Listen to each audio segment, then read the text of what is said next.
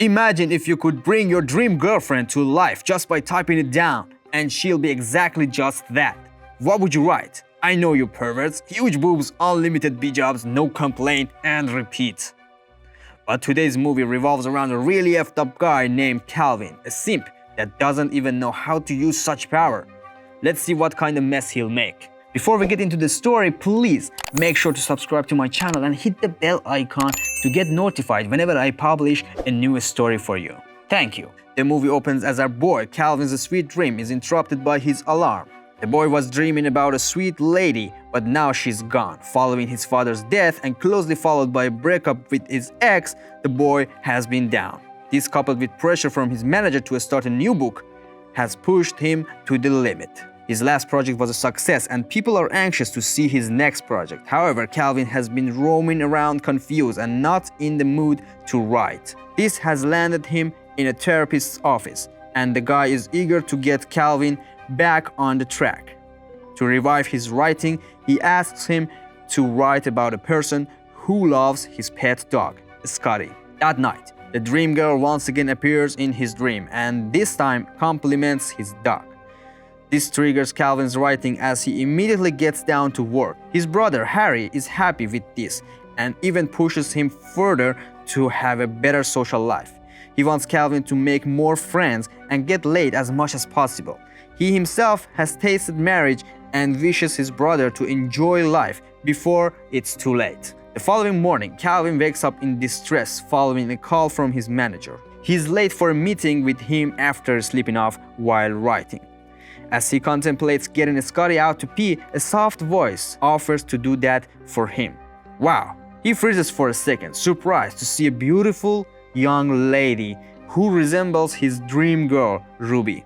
The boy thinks he is finally getting mad and feels sorry for himself. When Ruby touches him, wow! He got goosebumps, rushes upstairs, almost screaming in disbelief. The two are confused as Ruby wonders why her long-term boyfriend is acting weird, while Calvin struggles to believe he isn't dreaming. He stays up for a moment before coming down to confirm the story.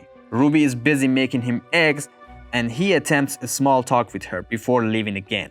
This time he calls Harry to inform him of a mysterious turn of events. Harry is in the middle of a meeting and asks him to find a friend and confirm his fantasy. Calvin technically has no friends, so he ends up calling one of the girls who offered him their number before. He slowly gets down to sneak out but is caught red-handed by his girlfriend, Ruby. His determination to leave her doesn't work as she insists on following him wherever he goes. As he drives, he throws the bombastic side eye, not sure if he is in the car with a ghost. The weird Calvin ditches her and proceeds to meet the lady he'd called earlier. Ruby catches up with him, and when she confronts him, it finally dawns on him she's real and others can see her too. Just a kiss from her magical lips and the duo set out for some fun. Ruby is really nasty as she gets rid of her undies and drags Calvin away from some action. Wow, that escalated very fast. With this, Cal is now fully convinced that Ruby is real and he explains this clearly to Harry. Of course, Harry doesn't believe him and thinks his only brother is growing mad or stoning. Calvin tries his best to persuade him to no avail and going home together is the last option. Harry is surprised beyond words as he sees Ruby. He immediately takes Cal out to discuss the details as he doubts her. He believes that Ruby is an imposter who somehow read his manuscript and is just acting. However, this can be true since Harry is the only one who has so far seen the script. To ascertain the genuineness of the events, Harry comes up with an idea to write more about her. If the story is real, the writing will reflect in real time, and Cal goes in for it. He adds additional text to his manuscript saying Ruby knows French, such a good prompt. Immediately, she calls out for them in French and speaks fluently before Calvin counteracts the move. Throughout dinner, Harry holds himself calm and finally speaks his thoughts to Calvin afterwards. He is amused by the amount of power Calvin possesses to control her lady. He explains how sometimes his wife becomes so mean and he no longer receives blowjobs. He thinks Calvin is the luckiest man alive. But our simp doesn't understand at the moment. Days later, his brother's manifestations come to pass as the joyful Ruby slowly changes. Things get heated when Calvin declines an invitation to visit her mom, leaving Ruby to this he doesn't want her to meet her. Unbeknownst to her, Cal's problem lies with his stepdad, who is now filling the gap left by his dad. Ruby immediately declares she wants to find a job and even declines to let Calvin in for the night. Calvin changes his mind and they immediately set out to meet his mom and stepdad.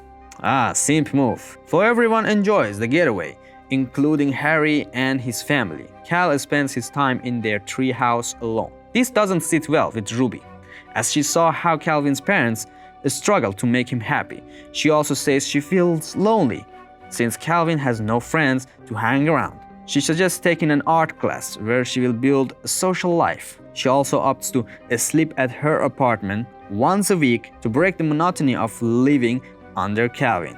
Calvin gives her the leeway for the art class, but doesn't feel good about the separation idea. His nights become long and his attempts to spice things up by cooking for her don't work. Is the guy still simping with all this power? Unbelievable. Things go a notch higher when she starts partying with her classmates and being late for home. Finally, Calvin gives up trying to follow the rules and moves on to bend them. He writes down his prompt to have Ruby feel miserable without him. Unbeknownst to him, it barely resolves his issue and actually brings about more. Ruby gets clingy and gets attached to him wherever he goes. What seems sexy at first becomes a burden for him, and he again tweaks her settings. He fills her with overwhelming joy, but then she acts too robotic, as she laughs at everything. She also cares less about him and laughs at everything he says. Our boy is forced to restore her to default settings and allow her to be the Ruby again, a decision he is about to regret when they attend a book party. As he busies himself talking to his manager and several other people, Ruby is left alone. It doesn't take long before the host notices her and pursues her, since Cal is his longtime rival writer. Calvin manages to catch a glimpse of them in time before things go too far. The two were already up for summer swimming. Angered by this, he picks her up and drives home at high speed to scold her for her actions. He demands she doesn't sleep with other men, nor give them a chance to pursue her. Anyway, Ruby fights back, saying he can't control her like a child, and he has no power over her. This statement stings him sharply and awakens the sleeping lion in him. I think this is the part where my thoughts align with his in the entire movie. Just a little. He is fed up with her acts and it starts by barring her from leaving as she planned. He then offers her his manuscript and reveals the truth to her. She gets furious and starts speaking out to him, and he immediately makes her speak French. He makes her snap her finger and bark like Scotty. He ends the session by having Ruby declare her love for him and calling him a genius. Such a dork. Okay, I think the boy went too far. I think all I would want is just an apology. You all know how hard it is to get when two are fighting each other. He finally opts to walk away from the drama and let it go. He writes the last part of the story declaring Ruby free henceforth and writes her a note. He asks her to read the closing scene and declares his love for her. The following morning, Calvin wakes up to himself and it takes Harry to keep him composed. He takes him out to clear his mind and comes up with an idea days later. He asks Calvin to edit the manuscript and publish a book after editing out the character's name. True to his words, the book does great and his legacy stays on. Days later, Calvin is taking a walk with Scotty when he runs off track. He is surprised when Scotty runs into a lady who, upon turning, leaves him surprised. It's Ruby, but she oddly doesn't seem to remember anything about him and even asks for dog's name. Calvin says it's Scotty, and she immediately draws out his book, stating that the dog in the book is also named that. Wow, genius. She also says he looks familiar and speculates they might have known each other in their past lives. The two are up for a fresh start upon Ruby's request. And this time, she asks him not to tell her how the book ends. Whether she knows about their previous encounter with him or not, no one knows. After all, it's a win for our lucky simp. Subscribe and hit the bell icon and come back for more clapping.